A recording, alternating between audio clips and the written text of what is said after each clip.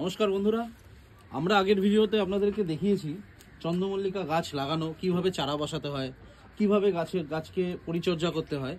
তো আজকে এই গাছগুলো পিঞ্চ করার পরে গাছগুলো ঝাঁকড়া কিভাবে করতে হয় সেগুলো আপনাদেরকে দেখিয়েছি। তো আপনারা দেখুন, গাছে ম্যাক্সিমাম গাছে কুড়ি চলে এসছে। তো এখন ম্যাক্সিমাম গাছে কুড়ি চলে এসছে, আপনারা দেখতেই পাচ্ছেন। তো কিছু কিছু গাছে ফুলও চলে এসছে, তো সেটা আমি আপনাদেরকে এই ভিডিওতে গাছগুলোতে যেমন কুড়ি চলে এসছে, তো এই গাছটায় দেখুন কুড়িগুলো ব্লাস্ট করাও শুরু হয়ে গেছে। দেখুন লাল হলুদ ফুল এখানে দেখা যাচ্ছে। বেশ, যখন এটাই ফুল হবে দেখুন কত সুন্দর দেখতে লাগছে, পুরো ভর্তি এই গাছটায় ফুল হবে। তখন আমি আপনাদের সাথে ভিডিও শেয়ার অবশ্যই করব। আচ্ছা, আর দেখাবো যে এই যে এখন ফুল চলে এসছে, কুড়ি ব্লাস্ট করে গেছে, এখন আমাদের করণীয় কি মামা? এখন এই গাছটার কি করণীয়?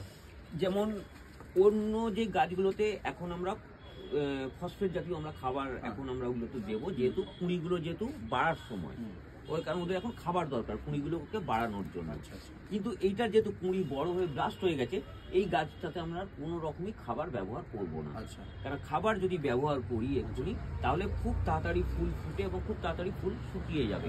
এখন টোটালি গাছ থেকে খাবার দেওয়া বন্ধ, শুধু জল। আর জল দিলে এই কুড়িগুলো ফুটতে আরো কত সময় লাগে? আরো মোটামুটি ফোটা শুরু হয়েছে, মানে একটা দুটো তিনটে চারটে পাঁচটা মতো হয়ে গেছে।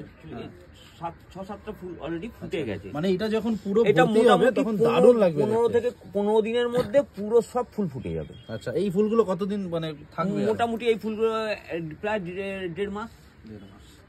ঠিক আছে, আপনারা তো দেখলেনই। এবং গাছে খাবার যদি দিই তাহলে কিন্তু 1.5 মাস ফুলগুলো থাকবে। আচ্ছা, এগুলো মানে আরো তাড়াতাড়ি নষ্ট হয়ে যাবে। আচ্ছা, তো বেশি দিন গাছে ফুল রাখতে হলে তো এখন গাছের শুধু জল দিতে হবে, কোনো রকম খাবার কিছু দেওয়া যাবে না। এবার এই গাছটা যে আপনারা দেখলেন, এটাই যখন ফুল ভর্তি হবে আমরা অবশ্যই আপনাদের কাছে ভিডিও শেয়ার করব, সঙ্গে থাকবেন।